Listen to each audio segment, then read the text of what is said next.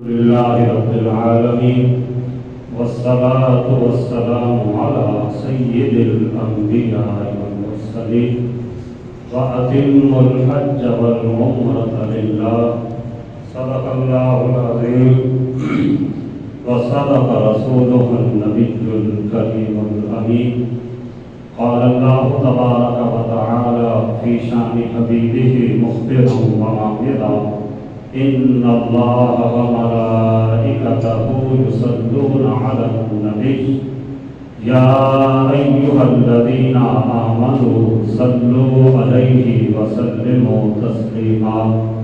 الصلاة والسلام عليك يا سيدي يا رسول الله وعلى آلك وأصحابك يا سيدي يا حبيب الله الصلاة والسلام عليك يا سيدي يا نبي الله وعلى آلك وأصحابك يا سيدي يا نور الله مولاي صل وسلم دائما أبدا على حبيبك خير الخلق كلهم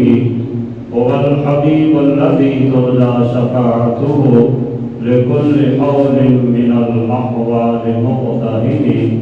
يا رب بالمصطفى بلغ مقاصدنا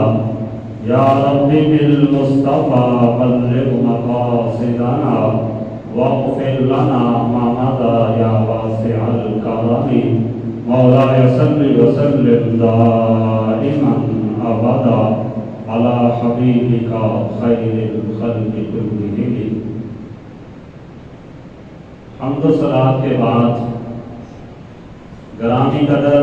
سامعین و حاضرین، پچھلے جمعۃ المبارک کے موقع پر ہم حج کے احکامات کے متعلق گفتگو کر رہے تھے کہ حج کی فقہاء کرام نے 3 قسمیں بیان کی ہیں۔ ایک کو حج افراد کہا، دوسرے کو حج تمتع کہا اور تیسرے کو حج قران کہا۔ عام طور پر جو ہمارے ملک پاکستان سے یا دیگر ممالک سے لوگ حج کرنے کے لیے آتے ہیں تو وہ عمومی طور پر حج تمتع ادا کرتے ہیں۔ حج تمتع کا طریقہ کار یہ ہے کہ جیسے ہی میقات کے اوپر پہنچتے ہیں تو میقات پر پہنچنے کے بعد وہ احرام باندھتے ہیں اور احرام کے اندر صرف عمرہ کی نیت کرتے ہیں، یعنی عمرہ کی نیت سے احرام باندھ لیتے ہیں۔ گھر سے تو وہ اسی ارادے سے چلے ہیں کہ حج بھی کرنا ہے عمرہ بھی کرنا ہے،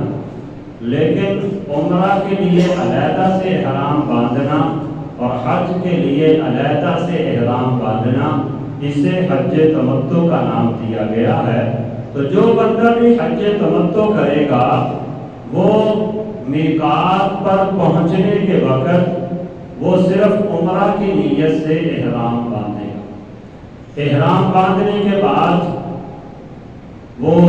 بیت اللہ شریف کی طرف روانہ ہوگا۔ احرام کی پابندیاں اور اس کے متعلق ہم پہلے سے گفتگو کر چکے ہیں۔ جیسے ہی وہ بیت اللہ شریف میں داخل ہوگا تو حکم یہ ہے کہ وہ اپنی نظروں کو جھکائے ہوئے شرم عصیاں سے اپنے دامن کو پھیلائے ہوئے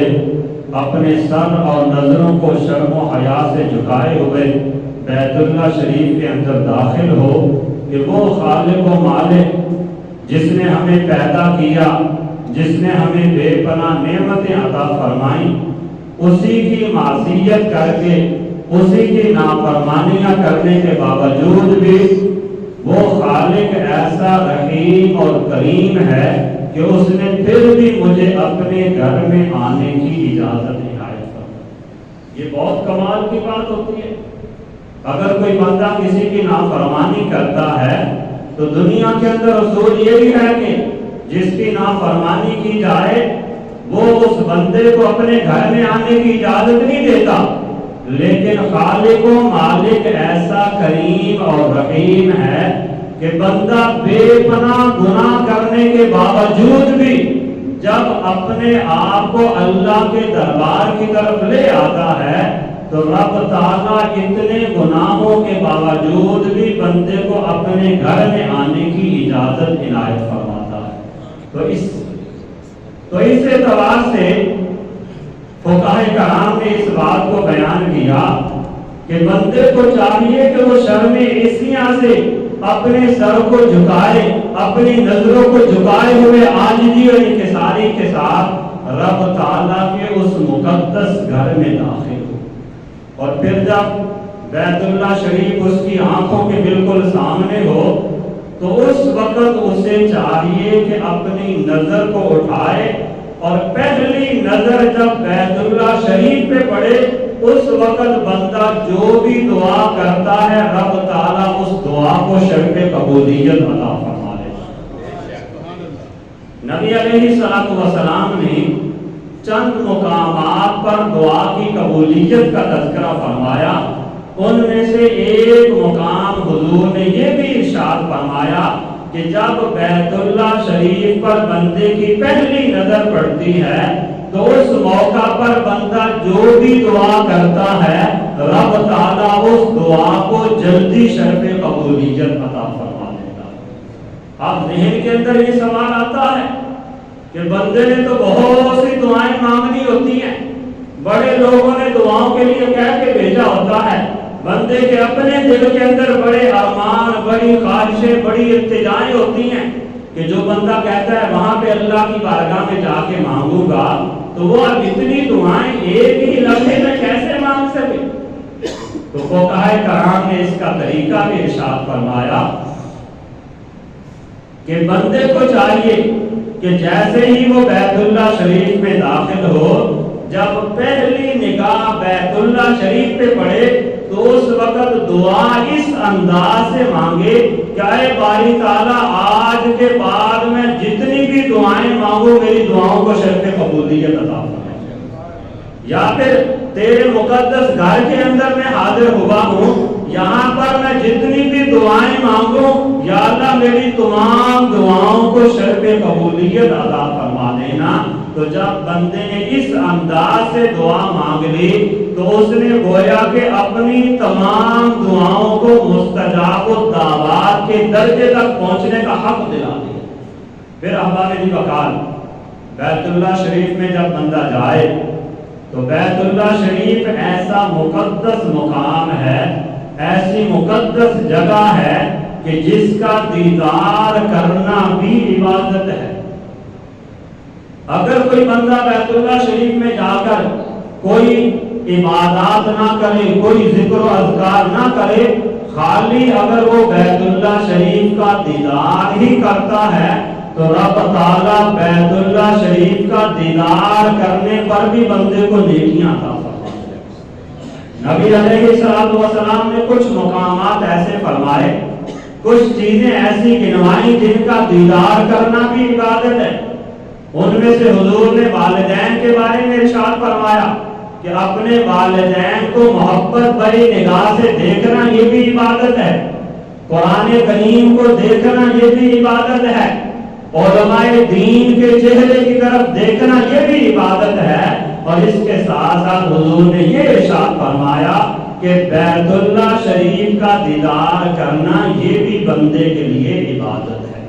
تو عبادت کی نیت سے بیت اللہ شریف کا دیدار کرتے ہوئے بندہ عاجزی اور انکساری کے ساتھ حضور کی ذات گرامی پہ درود و سلام کے نذرانے پیش کرتے ہوئے اپنے گناہوں کی مغفرت کی طلبگاری لیتے ہوئے اللہ کی بارگاہ میں حاضر ہو اور وہاں پہ جا کر بیت اللہ شریف کے طواف کی تیاری شروع کرے۔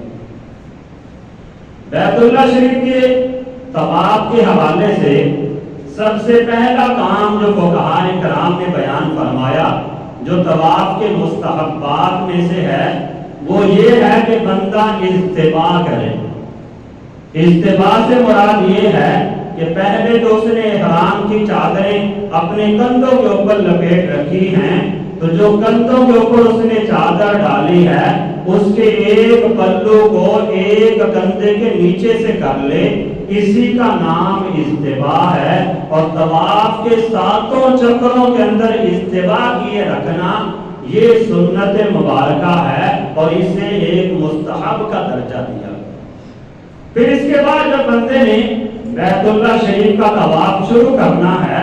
تو حکم یہ ہے کہ سب سے پہلے بیت اللہ شریف کے طواف کی نیت کریں۔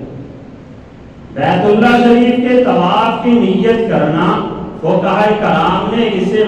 فرض کے درجے میں بیان کیا ہے کہ جب تک بندہ نیت نہیں کرے گا اس وقت تک اسے بیت اللہ شریف کے طواف کا ثواب نہیں ملے۔ تو وہ نیت کرے گا طواف کی اور پھر طواف شروع کرے گا تو رب تعالیٰ اس کے طواف کو شرف قبولیت بھی عطا فرمائے گا اور اسے رب تعالیٰ رحمتیں اور برکتیں بھی عطا فرمائے گا۔ طواف کی نیت کرنے کے حوالے سے فقہاء کرام نے الفاظ اس طرح سے بیان کیے: اللہم انی ارید طواف بیتک المحرم فیسرہ لی وتقبلہ منی، کہ اے باری تعالیٰ میں تیرے پاک اور حرمت والے گھر کے طواف کی نیت کرتا ہوں، اسے میرے لیے آسان فرما اور میری طرف سے اسے شرف قبولیت عطا فرما۔ عربی میں الفاظ یاد ہوں عربی میں پڑھ لے، اردو میں یاد ہوں اردو میں پڑھ لے، اگر اس طرح کے الفاظ یاد ہوں کوئی بھی الفاظ دہرا لے، کچھ بھی یاد نہ ہو تو کم از کم اس کے دل کے اندر عبادت کی نیت موجود ہونی چاہیے اور یہ ارادہ ہونا چاہیے کہ میں رب تعالیٰ کی رضا کی خاطر رب تعالیٰ کے مقدس گھر کا طواف کر رہا ہوں۔ پھر احباب وقات طواف شروع کرنے کے لیے حکم یہ ہے کہ بندہ حجر اسود سے طواف کو شروع کرے۔ طواف کی جو ابتدا ہے اسے حجر اسود سے کرے اور حجر اسود کو بوسہ دے کر طواف کی ابتدا ہے، لیکن بوسہ دینا یہ فرض یا واجب کے درجے میں نہیں۔ نبی علیہ السلام کی سنت مبارکہ ہے کہ حضور نے حجر اسود کا بوسہ بھی لیا ہے اور نبی علیہ السلام نے اس کا استلام بھی فرمایا ہے۔ تو اگر کسی کو بوسہ لینا نصیب ہو تو بوسہ لے لے، اگر بوسہ لینا ممکن نہیں ہے، آج کا رش بہت زیادہ ہوتا ہے، تو ایسی صورت میں اگر وہ استلام کر لے تو یہ بھی نبی علیہ السلام کی سنت ادا ہو جائے۔ حضرت سیدنا عمر فاروق رضی اللہ تعالی عنہ آپ کی حضور کے ساتھ کس کمال درجے کی محبت تھی اور آپ حجر اسود کو بوسہ کس نیت سے دے رہے ہیں، آپ کے بارے میں بیان کیا جاتا ہے کہ جب آپ حجر اسود کے سامنے آئے،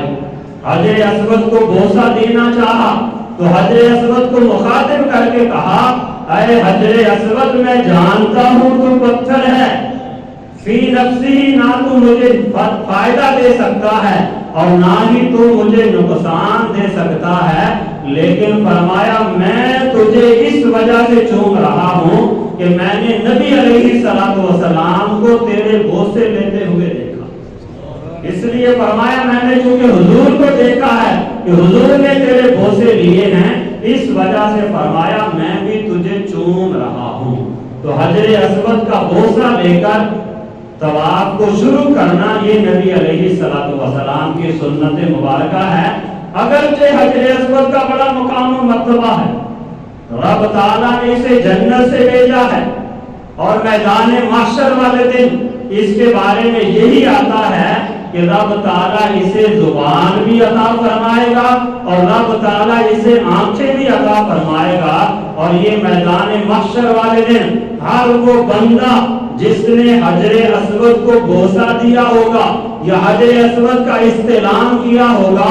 حجر اسود اسے پہچانے گا، اللہ کی بارگاہ میں کلام کر کے اس بندے کے ایمان کی گواہی دے گا اور اس کے لیے سفارش کرے گا۔ یہ اس کا مقام و مرتبہ ہے۔ لیکن حضرت عمر فاروق رضی اللہ تعالی عنہ آپ نے ہمیں عقیدہ اور نظریہ یہ دیا کہ حجر اسود کو میں جس نیت سے چوم رہا ہوں وہ یہ نہیں کہ یہ میدان محشر میں جا کے میری سفارش کرے گا، میدان محشر میں جا کر اللہ کی بارگاہ میں میری ایمان کی گواہی دے گا، بلکہ حضرت عمر فاروق رضی اللہ تعالیٰ عنہ نے فرمایا میں حجر اسود کو اس لیے چوم رہا ہوں کہ میں نے نبی علیہ السلام کو دیکھا کہ حضور اسے چوم رہے تھے۔ ایک شاعر نے بھی اسی بات کو بیان کرتے ہوئے تخیلات میں بیان کیا کہ حجر اسود نو کسے سوال کیتا، تیرا رنگ کیوں اتنا کالا ہے، تیرے اندر کیڑی خوبی ہے، تینوں ہر کوئی چومن والا ہے۔ حجر اسود نے اگو جواب دیتا، میری شان بھی سب تو نرالا ہے، لیکن مینو ساری دنیا تاں چمتی، مینو چم گیا کملی والا ہے۔ یعنی شاعر نے تخیلات میں یہی عقیدہ دیا کہ حجر اسود کا بھی نظریہ یہ ہے کہ اسے جو لوگ چومتے ہیں اس وجہ سے نہیں چومتے کہ وہ جنت کا پتھر ہے، اس وجہ سے نہیں چومتے کہ وہ میدان محشر میں جا کے سفارش کرے گا، بلکہ کہا کہ میری عظمت و شان اور مجھے چومنے کی جو خاص وجہ ہے وہ یہ ہے کہ نبی علیہ السلام نے مجھے چوما ہے۔ وہ احباب جی وقات حجر اسود کا بوسہ لے کر طواف شروع کرنا یہ نبی علیہ السلام کی سنت مبارکہ ہے، لیکن اگر رش ہو تو بجائے اس کے کہ بندہ خود بھی مصیبت میں مبتلا ہو، دوسرے لوگوں کو بھی پریشان کرے، وہاں پہ رش کے اندر اس طرح سے گھس جانا کہ بندے اپنے لیے بھی اس کے وبال جان بن جائے اور دوسرے لوگ بھی اس کی وجہ سے عذاب تکلیف میں مبتلا ہو جائیں، یہ شرعاً جائز نہیں۔ حجر اسود کا بوسہ لینا یہ ایک مستحب اور سنت عمل ہے، لیکن تمام لوگوں کی جان و مال کی حفاظت کرنا، انہیں ہر قسم کی تکلیفوں سے محفوظ رکھنا، یہ ہر بندہ مومن کے ذمہ پر واجب کے درجے میں۔ تو اب بندہ سنت پوری کرنے کی خاطر واجب کو ترک کر بیٹھے، لوگوں کو دھکے دے، کسی کو تکلیف کے اندر مبتلا کرے، یہ شرعاً جائز نہیں ہے۔ بلکہ فقہاء نے بیان کیا،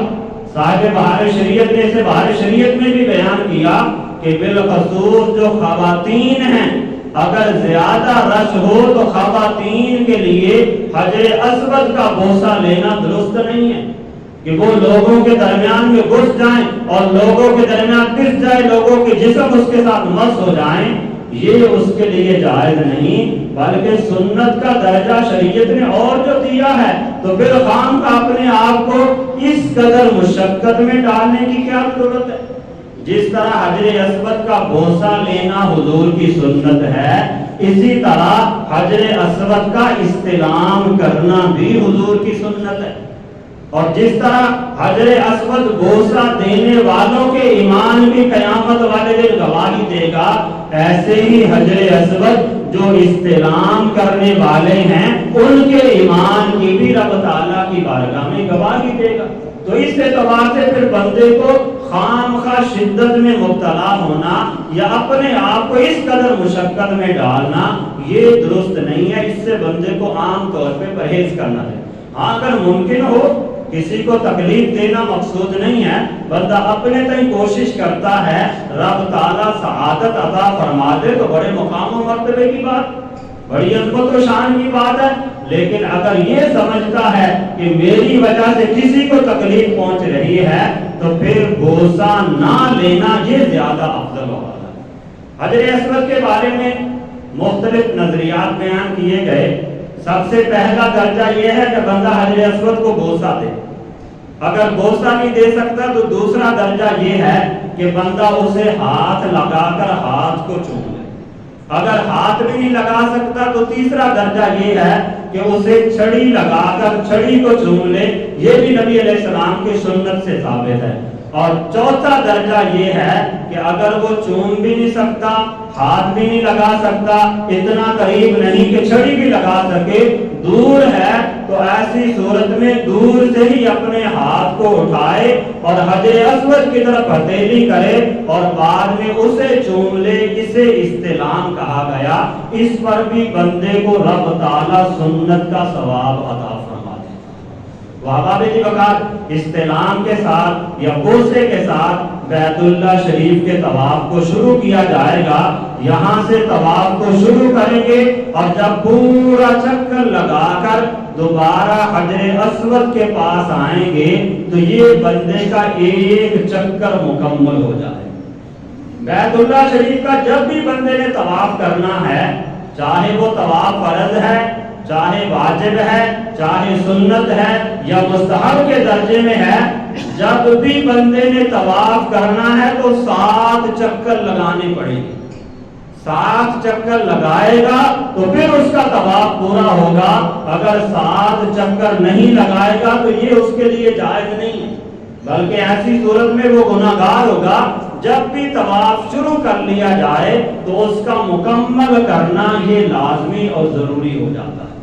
تو جب بھی طواف شروع کیا تو 1 چکر لگانے سے 1 ہوا، اسی انداز سے حجر اسود سے شروع کر کے دوبارہ حجر اسود کے پاس آتا جائے اور اس انداز سے 7 چکر پورے کرے۔ ہر مرتبہ جب حجر اسود کے پاس آئے تو حجر اسود کا استلام کرے یا بوسہ لے، یا وہی جو 4 کیفیات بیان کی ان میں سے جو بھی ممکن ہو کر لے۔ آج کل کے دور کے اندر استلام ہی نصیب ہو جائے تو یہ بھی بڑی غنیمت ہے۔ وقائے کرام نے اسے بیان فرمایا کہ اگر بندے کو